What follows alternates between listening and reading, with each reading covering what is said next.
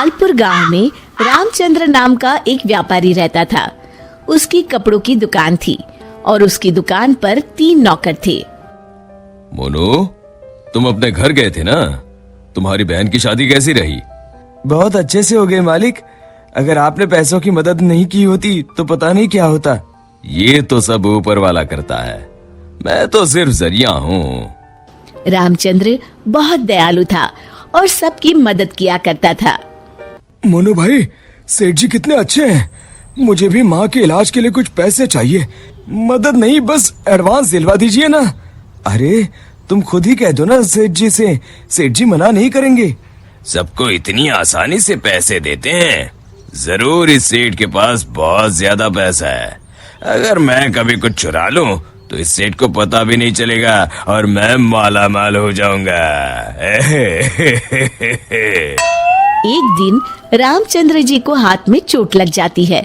उनका हाथ सूज जाता है तो वो अपनी हीरे की नई अंगूठी उतारकर दराज में रख देते हैं और भानु वो देख लेता है। अब तेरी किस्मत बदलने वाली है भानु बेटा। अगर ये हीरे की अंगूठी तेरे हाथ लग गई ना तो ये लहंगा चोली के चक्कर में नहीं पड़ना पड़ेगा।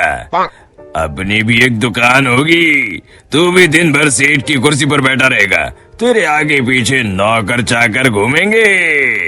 सोचते सोचते भानु सपने देखने लगता है। उसे ये सब दिखाई देने लगता है। ओ भानु, क्या सोच रहा है? चल खाना खाने चलते हैं, सेठ जी भी आराम कर रहे हैं। तुम लोग जाओ यार, मेरा मन नहीं है। क्यों? तेरी तबीयत तो ठीक है ना? हाँ भाई, मेरी तबीयत एकदम दुरुस्त है, बस कुछ करने का मन नहीं है। चल ठीक है, हम खाना खा के आते हैं। जैसे ही लोग बाहर जाते हैं, भानु मौका देखकर अंगूठी निकाल लेता है।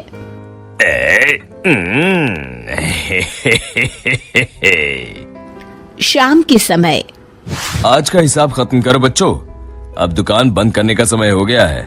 जब वे दराज खोलते हैं, अरे ये क्या, मेरी अंगूठी कहाँ गई?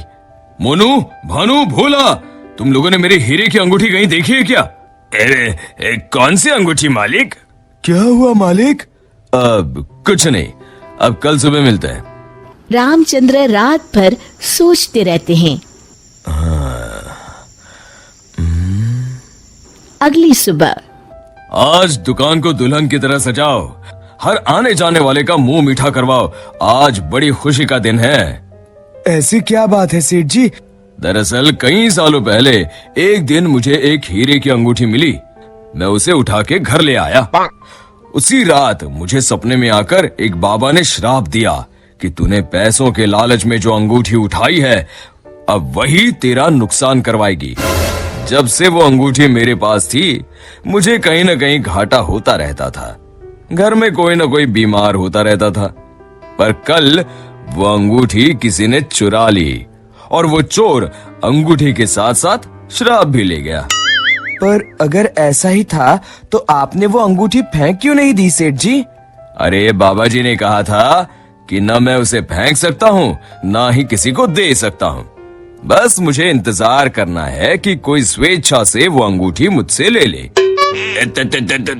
तो क्या आपका श्राप मुझे मेरा मतलब उस चोर को लग जाएगा? बिल्कुल। अब वो बेचारा ना अंगूठी फेंक सकता है, न किसी को दे सकता है। वैसे एक उपाय है। क्या उपाय सेठ जी? अरे तुम्हें क्या करना भानु भैया, अब चोर जाने और उसकी किस्मत। तू चुप कर, मैं तो ऐसे ही जानना चाहता हूँ। हाँ, क्यों नहीं, क्यों नहीं। दरअसल अगर पूर्णिमा की रात को चोर हमारी दुकान के पीछे वाले बरगद के नीचे अगर अंगूठी गाड़ दे तो वो श्राप से बच जाएगा। तो आपने क्यों नहीं ऐसा किया सेठ जी? तू मेरी जान ले ले। अरे भाई, मुझे ये उपाय अभी पता चला। कल पूर्णिमा है, कल मैं उस अंगूठी को गाड़ने वाला ही था। लो कर लो बात, अब तो चोर गया काम से। भानु पसीना पसीना हो जाता है। रामचंद्र अगली रात बरगद के पीछे छुपकर बैठ जाते हैं। तभी उन्हें एक परछाई आती हुई दिखती है। जैसे ही वो परछाई पेड़ के नजदीक आकर गड्ढा खोदने लगती है, रामचंद्र जी सामने आ जाते हैं।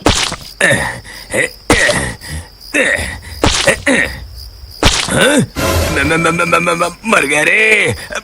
मुझे माफ कर दीजिए सेठ जी। क्यों, क्या सोचने लगा भानु? माफ कीजिए, मैं हाथ जोड़ता हूँ, आपके पैर पकड़ता हूँ, मुझे माफ कर दीजिए। मुझे इस शराब से मुक्ति चाहिए। ये क्या अगड़म बगड़म बोल रहा है? शराब से मुक्ति चाहिए तो प्रायश्चित कर और कसम खा, आज के बाद कभी चोरी नहीं करूंगा। नहीं नहीं नहीं नहीं नहीं करूंगा मालिक, मुझे पुलिस को मत सौंपिएगा, चाहे नौकरी से निकाल दीजिए। मैं कल ही चुपचाप गांव छोड़ के चला जाऊंगा। मैं नया काम देख लूंगा और कभी चोरी नहीं करूंगा। वादा? वादा मालिक, वादा। अरे भाई, अगर तुम वफादारी की कसम खाओगे तो मैं तुम्हें काम छोड़कर कैसे जाने दे सकता हूँ? आप सच में महान है मालिक, आप सच में महान है। महान तो वो ऊपर वाला है। अब चलो काम पर लग जाओ।